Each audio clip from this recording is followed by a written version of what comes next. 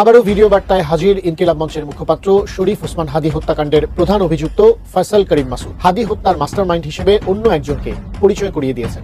উসমান হাদী মামলায় ডক্টর ইউনূসের নাম আসায় রাজপথের রণক্ষেত্র হয়ে এই মুহূর্তে দর্শক। এদিকে আজ উসমান হাদী মামলার প্রধান আসামি ফয়সাল লাইভে এসে ডক্টর ইউনূসের নাম বলে এই মামলার সাথে ডক্টর ইউনূস জড়িত সে মূল রহস্য ফাঁস করে এবং 50 কোটি টাকার কথা স্পষ্ট করে বলে। হাদির মুখে শোনা মির্জা আব্বাস ভালো লোক মানুষ, মির্জা আব্বাসের মতো লোক এই কাজ করতে পারে না, যারা করতে পারে তাদেরকে জিজ্ঞাসা করেন। ওসমান হাদী ফয়সালের কাছ থেকে টাকা নিয়ে নির্বাচনের প্রচারণা চালাতো। এই বাবদ সে 5 লাখ টাকা হচ্ছে, আমি 5 লাখ টাকা দিই তাকে জিজ্ঞাসা করলে জানতে পারবেন, সবার সামনে আমি দিয়েছি এবং হাদিয়া হিসেবে সে খুব হাসি মুখে এটা গ্রহণ করেছিল। ওসমান হাদীর পরনে থাকা টি শার্ট এবং তার আশেপাশে থাকা সকল লোকদের খরচ বহন করতেন ফয়সাল। শরীফ ওসমান হাদীর হত্যাকাণ্ডের বিচারের দাবিতে আজ থেকে 6 জানুয়ারি পর্যন্ত মার্চ ফর ইনসাফ কর্মসূচি পালন করবে ইনকিলাব মঞ্চ। শরীফ ওসমান হাদীর যে ঘটনা, তার যে শাহাদাত, এটা নিয়ে রাজনীতিতে দৃশ্যপট এখন নতুন নাটকীয়তা, যেটা থেকে স্পষ্ট হচ্ছে যে প্রফেসর ইউনূস এখানে নিরুপায়।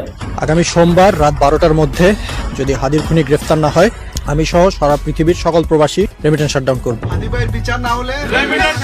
আমার উসমান যদি বেঁচে থাকতো, চাঁদাবাজরা সন্ত্রাসরা বুঝে গেছে ক্ষমতার ভয় দিয়ে আর কোনো কাজ করা যাবে না, টাকা দিয়ে কাউকে কেনা যাবে না। আমার উসমানকে 24-এর পরে বহু। সম্মানিত দর্শক, নতুন একটি নিউজে আপনাকে স্বাগতম। আজকে দিনে বাংলাদেশের সর্বশেষ রাজনৈতিক যে পরিস্থিতির তৈরি হয়েছে তারই আলোকে খুবই গুরুত্বপূর্ণ কিছু ভিডিও নিয়ে আপনাদের সামনে হাজির হয়েছি। তাই আজকের ভিডিওটি খুবই গুরুত্বপূর্ণ হতে যাচ্ছে। সম্পূর্ণ ভিডিওটি দেখলে বাংলাদেশের রাজনৈতিক সর্বশেষ পরিস্থিতি সম্পর্কে খুবই গুরুত্বপূর্ণ কিছু তথ্য পেয়ে যাবেন। তাই ধৈর্য ধরে সম্পূর্ণ ভিডিওটি দেখার অনুরোধ রইল। তার আগে ছোট করে একটি অনুরোধ, আপনারা যদি এই ধরনের আপডেট নিউজগুলো সবার আগে পেতে চান, অবশ্যই চ্যানেলটি সাবস্ক্রাইব করে বেল আইকনটি অল করে দিবেন। ইতিপূর্বে যারা সাবস্ক্রাইব করেছেন তাদেরকে অসংখ্য ধন্যবাদ। চলুন দর্শক, একটি লাইক দিয়ে একে একে সেই ভিডিওগুলো দেখে আসি। আবারও ভিডিও বার্তায় হাজির ইনকিলাব মঞ্চের মুখপাত্র শরীফ ওসমান হাদী হত্যাকাণ্ডের প্রধান অভিযুক্ত ফয়সাল করিম মাসুদ। সামাজিক যোগাযোগ মাধ্যমে তার আরও একটি ভিডিও ছড়িয়ে পড়েছে, যেখানে তিনি নিজেকে সম্পূর্ণ নির্দোষ দাবি করে হাদী হত্যার মাস্টারমাইন্ড হিসেবে অন্য একজনকে পরিচয় করিয়ে দিয়েছেন, যাকে ধরলেই বেরিয়ে আসবে হাদী হত্যার আসল রহস্য, দাবি ফয়সালের। আরো জানাচ্ছেন এসআই রাজ। যেমনি কাছে যান, উনি ভালো মানুষ, ওনার কাছ থেকে আপনি যা 2-4 কোটি টাকা নিয়ে আপনি নির্বাচনে বাদ দিয়ে দেন। এটা আমি একবার ফাইজান করতে বলছি, বলছে ভালো তো ভাই, যদি টাকা দেয় তাহলে তার নির্বাচন করা লাগবে না। ইনকিলাব মঞ্চের মুখপাত্র শরীফ ওসমান হাদীর হত্যার বিচারের দাবিতে তৃতীয়বারের মতো রাজধানীর শাহবাগ চত্বর অবরোধ করে সংগঠনটি।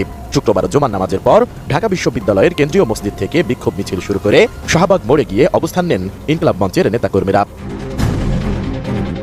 এ সময় হাদী হত্যাকাণ্ডের বিচার না হওয়া পর্যন্ত রাজপথে আন্দোলন অব্যাহত রাখার ঘোষণা দেন সংগঠনটির সদস্য সচিব আব্দুল্লাহ আল জাবের। এদিকে হাদী হত্যার মূল হোতা শুটার ফয়সাল করিম মাসুদকে এখনো গ্রেপ্তার করতে পারেনি আইন শৃঙ্খলা রক্ষাকারী বাহিনী। এমনকি তার প্রকৃত অবস্থান নিয়েও রয়েছে ধোঁয়াশা। পুলিশের পক্ষ থেকে ফয়সালের বর্তমান অবস্থান ভারতের মেঘালয়ে বলা হলেও রাজ্যটির পুলিশ ও বিএসএফ তা নাকচ করেছে। এর মধ্যেই ভিডিও বার্তায় প্রকাশ্যে এসেছেন ফয়সাল। যদিও এই ভিডিও সত্য নাকি এআই জেনারেটেড তা নিয়ে সৃষ্টি হয়েছে বিভ্রান্তি। শুধু তাই নয়, প্রথম ভিডিওর বিভ্রান্তি দূর না হতেই আরও একটি ভিডিও প্রকাশ করেছেন ফয়সাল। 12 মিনিট 22 সেকেন্ডের ওই ভিডিওতে ফয়সাল দাবি করেছেন তিনি বর্তমানে দুবাইয়ের শারজাতে অবস্থান করছেন এবং তিনি হাদী হত্যার সাথে কোনোভাবেই জড়িত না, তাকে ফাঁসানো হয়েছে। আমি দুবাইয়ের শারজাতে আছি। ছড়িয়ে পড়া ওই ভিডিওতে তিনি দাবি করেছেন মূলত ব্যবসায়িক উদ্দেশ্যে হাদীর সাথে তার পরিচয় হয়। এরপর তাকে 5 লাখ টাকা দেওয়ারও দাবি করেন তিনি। আর এই কথা যারা বিশ্বাস করছেন না তাদের প্রশ্নেরও জবাব দেন তিনি। হাদিকে আমি 5 লাখ টাকা দিয়েছি, তার প্রমাণ হচ্ছে হাদি যখন আমার কাছে টাকা চায়, ঠিক এই টাকার উপরে আমি 5 লাখ টাকা লোন নিয়েছি ব্যাংক থেকে। আমার কাছে যদি ভাই 127 কোটি 218 কোটি টাকা থাকতো তাহলে আমি লোন নিতে যেতাম। ভিডিওটিতে তিনি আইন শৃঙ্খলা বাহিনীর সদস্যদের দৃষ্টি আকর্ষণ করে বারবার বলেন কাউসার নামে তারই এক ছোট ভাই তাকে সেফ এক্সিস্টের ব্যবস্থা করেছে এবং কাউসারই নাকি তাকে হাদীর সাথে পরিচয় করিয়ে দিয়েছিল। তাই সবকিছুর জন্য তিনি কাউসারকেই দায়ী করেন। তার ভাষ্য, কাউসারকে ধরলে হাদী হত্যার আসল রহস্য বেরিয়ে আসবে। আমি বাংলাদেশের পুলিশ প্রশাসনকে বলবো যে আপনারা একটু কাউসার মোল্লা আর তার বাবা ইয়াসিন মোল্লা এই দুজনকে একটু জিজ্ঞাসাবাদ করবেন যে আসলে মূল ঘটনা কোথায়, আমাকে কেন আমার মনে হচ্ছে তারা আমাকে ফাঁসিয়েছে।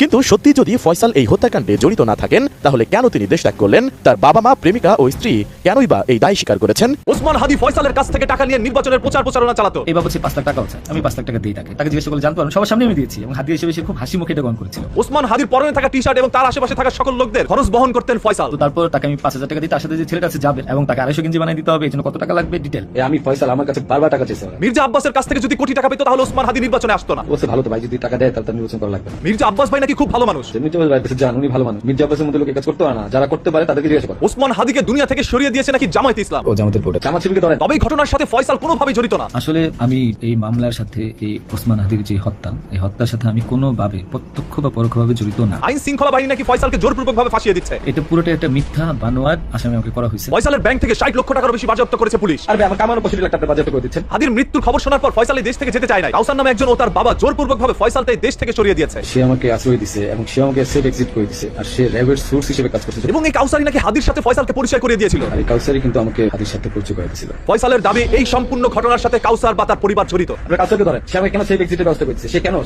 কেন বারবার আমাকে হেল্প করছে, কেন আমার সাথে হাদির সাথে পরিচয় করেছে। তিনিও যে এই ভিডিওটি সম্পূর্ণ দেখলে বুঝে যাবেন ফয়সাল করিম মাসুদ কি আসলে অপরাধী নাকি নির্দোষ। আমাকে মিথ্যা ফাঁসাচ্ছেন, আমি কেসি ভাই কাজের জন্য বানিয়ে দিয়েছেন খুনি। ফয়সাল করিম মাসুদ তার লাইভের একটি অংশে বলেন, এই বাবদ 5 লাখ টাকাও চাই, আমি 5 লাখ টাকা দিয়ে তাকে নগদ চেয়েছিলাম, নগদই দিয়ে দিয়েছি। আপনারা এখানে শুনেছেন ওসমান হাদি তার কাছে 5 লক্ষ টাকা চেয়েছে, আর সাথে সাথে তিনি পকেট থেকে বের করে সেই টাকাটা তাকে দিয়ে দিয়েছে। হাদিকে আমি 5 লাখ টাকা দিয়েছি, তারপর মনে হচ্ছে হাদি যখন আমার কাছে টাকা চায় ঠিক এই টাকার উপরে আমি 5 লাখ টাকা লোন নিয়েছি ব্যাংক। হ্যাঁ, ওসমান হাদি তার কাছে 5 লক্ষ টাকা চেয়েছিল, এই জন্য তিনি ব্যাংক থেকে লোন করে ওসমান হাদিকে গিয়ে সেই টাকাটা দেয়। 5 লাখ টাকা লোন নিয়েছি ব্যাংক। তবে কিছুক্ষণ আগেই বলল ওসমান হাদি চাওয়া মাত্রই তিনি টাকাটা তাকে দিতে বাধ্য থেকেছেন। নগদ চেয়েছিলাম, নগদই দিয়ে দিয়েছি। এখানেও কিন্তু তিনি ধরা খেয়ে গেলেন। হাদি নিজেও বলছে যে মির্জা আব্বাস ভাইয়ের কাছে যান, উনি ভালো মানুষ। তবে ওসমান হাদি এটা মানতে নারাজ। এটা কি আমি নির্বাচনে দাঁড়িয়েছি লিফলেটে দিয়ে সালাম দিয়ে, কেন নির্বাচন করবা? আমি এমপি হতে চাই। এমপি কেন হবা? তোমার কি কোনো অভিজ্ঞতা আছে? পরে যে প্রশ্ন করো তুমি তাহলে এখানেই কেন করছো? আমি বললাম আমি এখানের ভোটার, ঢাকা আটের ভোটার, করতে সমস্যা কি? এরপর সে আমাকে বললো যে তুমি ওয়ার্ড কাউন্সিলর হইছো। আমি এমপি কাছে আমি ওয়ার্ড কাউন্সিলর কেন? তারপর আমি বললাম আমি শুরু করছি এমপি দিয়ে, আমি তো জাতিসংঘের মহাসচিব হতে চাই। তারপর সে দেখলাম খুবই ট্রিগার্ড হয়ে গেছে। হ্যাঁ বাচ্চা মানুষ। আমি বললাম চাচা এই মনস্তত্ত্ব ভাঙতে হবে। উঠে এসে বললো তোমরা তো সবকিছু ভেঙে ফেলছো। আমরা ইয়েস ইনশাআল্লাহ আরো অনেক কিছু ভাঙবো। এই ফয়সালি কিছুদিন আগে একটি ভিডিওতে বলেছিল তিনি আওয়ামী লীগের হয়ে ওসমান বিন হাদিকে এই দুনিয়া থেকে সরিয়ে দিয়েছে। আমি যখন যে কাজটা করি আমি কিন্তু সেই এলাকা থাকি না, এলাকা তো দূরের কথা, আমি সেই জেলায় ছেড়ে দিই। কারণ এই দখলদার অবৈধ ইউনূস সে আমাদের আওয়ামী লীগের যারা সক্রিয় নেতাকর্মী আছে আমাদেরকে গ্রেফতার করার জন্য আরেকটি ভিডিওর মধ্যে এসে বলে আমাকে কি ফলো করে না তাহলে আপনাদের অবস্থা হবে ওসমান হাদির মতো। পিছিয়ে চাইছ না, ফলো করিস না, আমারে ফলো করে সমস্যা হবে। শিক্ষা হয় নাই তো 14 পুরুষ আমার নাম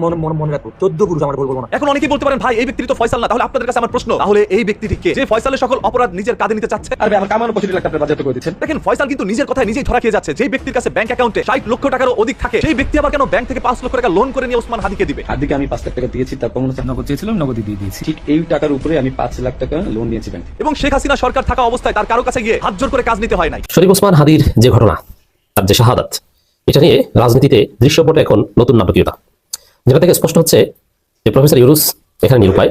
তিনি ওসমান হাদি হত্যাকাণ্ডের কোনো রহস্য উদ্ঘাটন করতে এখন পর্যন্ত পারছেন না। আমরা একটা পর্যায়ে দেখেছিলাম যে ইউনুসের যথেষ্ট ডেভেলপমেন্ট, তখন ধারণা করেছিলাম যে না ওসমান হাদি হত্যাকাণ্ড এটা সাগরণী হত্যাকাণ্ডের মতো ঘটনা হবে না, একটা কুল কিনারা হয়তো আমরা দেখতে পাবো। কিন্তু এখন আমরা দেখতে পাচ্ছি যে না, ওসমান হাদির হত্যাকাণ্ড সাগরণী হত্যাকাণ্ডের মতো একটা কেসে রূপ নিচ্ছে। হাসিনা যেরকম ইচ্ছে করে বলেন নাই বা বলতে পারেন নাই সাগরণী হত্যাকাণ্ডের রহস্য কি ছিল, তারা এটা করেছিল। এখন পর্যন্ত কোনো চার্জশিট কেউ দিতে পারেনি। এটা পৃথিবীর ইতিহাসে বিরল যে এরকম একটা হত্যাকাণ্ডের ঘটনা ঘটে অথচ কাউকে দায়ী করা যাচ্ছে না। অ্যাজিব জিন ভূত এসে এই ঘটনাটা ঘটিয়ে দিয়েছে। ঠিক তদ্রুপ এমনকি দেখেন সাগরণী হত্যাকাণ্ড থেকে আসি, ঠিক আছে হাসিনা পারেনি, এটা হাসিনা নিজে করতে পারে বা তৎকালীন স্বরাষ্ট্রমন্ত্রী জড়িত থাকতে পারে, কিন্তু ইউনুস কেন পারেননি? হাসিনা পালানোর পর সাগরণী হত্যাকাণ্ডের চার্জশিট দেওয়ার কথা ছিল কিন্তু হয়নি। বোঝা যায় যে সাগরণী হত্যাকাণ্ড এমন একটা কেস যেটা রহস্য উদ্ঘাটনে ইউনুস নিজেও নিরুপায়, করতে পারছে না। তো দর্শক ইটস ভেরি সিগনিফিকেন্ট। এখানে শরীফ ওসমান হাদি হত্যাকাণ্ডের বিষয়টা অনেকটা সেরকম যে এর কোনো কুলকুলিয়াকে উদ্ঘাটন করতে পারছে না। এক সময় একটা নাটক, একবার বলা হচ্ছে যে ভারত ফেরত দিবে, 2 জনকে গ্রেপ্তার করেছে, পরে জানলাম যে ভুয়া, যে কাউকে গ্রেপ্তার করেনি, কাউকে ফেরত দেওয়ার প্রশ্ন আসে না। ভারত বলছে যে না, ভারতে থাকলে তারা গ্রেপ্তার করবে, সারাশি অভিযান চলছে। জুলকারনাইন সাহেব পুরো বাংলাদেশকে ঘুরায়। এর মানে ওসমান হাদিকে নিয়ে যে নাটকীয়তা চলছে সেই নাটকের একটা গুরুত্বপূর্ণ চরিত্র অভিনয় করছেন জুলকারনাইন সাহেব। এর মানে ষড়যন্ত্রকারী যারা এই ঘটনাটা ঘটিয়েছে তাদের গুরুত্বপূর্ণ দৃশ্যে গুরুত্বপূর্ণ অ্যাক্টর হিসেবে দায়িত্ব পালন করছেন জুলকারনাইন সাহেব। এ কারণে পুরো জাতিকে ইউনুস সরকারকে আমাদেরকে ঘুর পাক খাওয়াচ্ছে, ঘোল খাওয়াচ্ছে। একবার বলে যে ভারত ধরেছে, ধরবে, সারাশি অভিযান চলছে, আমরা আলহামদুলিল্লাহ বলেছি। আবার ইউনুস সরকারের প্রভাবশালী উপদেষ্টা রিজওয়ানা হাসান তিনি নিজেই বলেন যে না ভারত ফেরত দিবে, ইনকিলাব মঞ্চের অবস্থান কর্মসূচিতে যে বলে। আবার সেই শুটার ফয়সাল অভিযুক্ত তিনি একবার বলেন যে আমি এর সাথে জড়িত না, আমার পরিবারকে হয়রানি করা হচ্ছে। একবার দাড়ি সহ ভিডিও দেন, আর একবার দাড়ি কাটা ভিডিও দেন। একবার বলেন আমি দুবাইতে, আবার ঘটনা বিশ্লেষণ করে দেখা যায় যে না তিনি দুবাইতে না। আগামী সোমবার রাত 12টার মধ্যে যদি হাদির খুনি গ্রেফতার না হয় আমি সহ সারা পৃথিবীর সকল প্রবাসী রেমিটেন্স শাটডাউন করব। আসিফ বানাক্কির পোলা এই যে দেখ বেতন পাইছি, এখন আর ব্যাংকে পাঠাইতাম না টাকা, টাকা দেবে সকল প্রবাসীরা মন্দিরে টাকা পাঠাবেন। বন্ধুরা, ওসমান হাদির বিচার না হলে রেমিটেন্স বন্ধের ঘোষণা দিল প্রবাসীরা রীতিমতো ক্ষিপ্ত হয়ে গিয়েছে অন্তর্বর্তী সরকারের উপরে। তাদের একটাই দাবি, ওসমান হাদির হত্যার বিচার না হলে তারা রেমিটেন্স পাঠাবে না। তিনি বললেন বিএনপি যত কর্মী আছে প্রস্তাব কইরা দিলে নাকি সব ভাইসে যাবে, এই অন্য আপনাকে বিনীত অনুরোধ করি, গত 16 বছর আপনার প্রস্তাব করতে নিষেধ করতে কেটা? মানে গত 16 বছর আপনি প্রস্তাব করেন না কেন? আল্লাহর রাস্তায় বলেন। মানে আবারও বিএনপিকে বলে, জামাত ইসলামী বলে মুরব্বীদের মুখে টিপ মারেন, পিছনে বসাই রাখেন। তারা বিভিন্ন হুন্ডির মাধ্যমে এই রেমিটেন্স দেশে পাঠাবে, কোনো ব্যাংকিং চ্যানেলের মাধ্যমে নয়। রে আসিফ নজরুল, এটা কি দেখছিস নি? রিয়া কি ভাবতেছ? কি রেমিটেন্স পাঠামো বা ব্যাংকে ট্রান্সফার করো? অসম্ভব। হুন্ডিতে ট্রান্সফার করো, একটু পরে ট্রান্সফার করো, মাত্র বেতনটা পাইয়া উড়াইলাম। যতদিন পর্যন্ত আমাদের প্রবাসীদের দাবি মেনে না নিবেন, ততদিন পর্যন্ত রেমিটেন্স শাটডাউন, লাগা হুন্ডি। ঠিক আছে? প্রত্যেকটা প্রবাসী একজনও রেমিটেন্স পাঠাবেন না, সবাই রেমিটেন্স শাটডাউন, লাগা হুন্ডি। ইয়েস। আপনারা দেখতেই পাচ্ছেন বিভিন্ন দেশ থেকে এই রেমিটেন্স বন্ধের ঘোষণা দেওয়া হচ্ছে। কেউ বলছে 72 ঘন্টার আলটিমেটাম, আবার কেউ বেঁধে দিয়েছে নির্দিষ্ট সময়। এবার সকল প্রবাসীরা ক্ষেপে উঠেছে। তারা ভিডিও করে সরকারকে বার্তা দিতে চাচ্ছে যে ওসমান হাদির বিচার নিয়ে তারা কতটা ডেসপারেট। আপনারা দেখতেই পাচ্ছেন সকল প্রবাসীরা বলছে নির্দিষ্ট সময়ের মধ্যে যদি হাদি হত্যার বিচার না হয় তাহলে রেমিটেন্স পাঠানো সম্পূর্ণ বন্ধ। শরীফ ওসমান হাদি হত্যার বিচার না হলে রেমিটেন্স শাটডাউন। প্রয়োজনে হুন্ডিতে পাঠাবো। আগামী 72 ঘন্টা সময়, আগামী 72 ঘন্টা। বিভিন্ন দেশে অবস্থানরত প্রবাসীরা রীতিমতো ক্যাম্পেইন চালু করেছে। ইতিমধ্যে বিভিন্ন দেশ থেকে তারা রেমিটেন্স পাঠানো বন্ধ করে দিয়েছে। আর এর প্রভাব অর্থনীতিতেও দেখা যাচ্ছে। যেমনটা দেখেছেন 2024 সালে হাসিনা সরকার পতনের সময় যখন রেমিটেন্স যোদ্ধারা রেমিটেন্স পাঠানো বন্ধ করে দেয়, তখনই সরকার আরো বেশি ভয় পেয়ে যায় এবং সরকার পতনের পেছনে প্রবাসীদের ভূমিকা ছিল অনেক বেশি। এমনকি তৎকালীন তথ্যমন্ত্রী জুনায়েদ আহমেদ পলক মিডিয়ার সামনে এসে হাত জোর করে রেমিটেন্স পাঠাতে বলেছিলেন। রেমিটেন্স শাটডাউনের এই ঘোষণায় বিভিন্ন দেশের প্রবাসীরা একাত্মতা জানিয়েছে। বিভিন্ন প্রবাসীরা তাদের ফেসবুক পোস্টে লিখেছেন 72 ঘন্টার আলটিমেটাম দেওয়া হয়েছে। বিভিন্ন দেশ থেকে কোনো প্রবাসী ফেসবুক পোস্ট দিয়ে, আবার কেউ ভিডিও বার্তা দিয়ে অন্তর্বর্তী সরকারকে বলছে ওসমান হাদির হত্যার বিচার করতে। কেউ ভিডিও পাঠাচ্ছেন মধ্যপ্রাচ্য থেকে, কেউ ভিডিও পাঠাচ্ছেন ইউরোপ আমেরিকা থেকে। নির্দিষ্ট সময়ের মধ্যে হাদির হত্যাকারীর বিচার না করতে পারলে সারা বিশ্বের সকল প্রবাসীরা সম্মিলিতভাবে রেমিটেন্স বন্ধ করে দিবে। হাদি ভাইয়ের বিচার নিশ্চিত করার জন্য ভাই এই শাহবাগের রাস্তা অবরোধ করে বিভিন্ন জায়গায় সভা সমাবেশ করে সরকারকে বাধ্যও করা যাবে না, আর এই সরকার অপরাধীদের গ্রেফতারও করবে না। আমরা এটা দেখতেও পাবো। মাত্র 2 সপ্তাহের মধ্যে যদি আমরা প্রবাসীরা যদি উদ্যোগ নেই, 2 সপ্তাহের মধ্যে হাদির অপরাধী গ্রেফতার হবে এবং দ্রুত বিচার। এই ভিডিওগুলো দেখছিলেন, এই সম্পর্কে আপনাদের মন্তব্য কমেন্টে লিখে পাঠাবেন। ভিডিও ভালো লাগলে চ্যানেলটি সাবস্ক্রাইব করতে ভুলবেন না। এবারের মতো এখানেই বিদায় নিচ্ছি। শীঘ্রই দেখা হবে নতুন কোনো ভিডিও নিয়ে। ততক্ষণ সকলে ভালো থাকুন, সুস্থ থাকুন। আসসালামু আলাইকুম ওয়া রাহমাতুল্লাহি ওয়া বারাকাতুহু।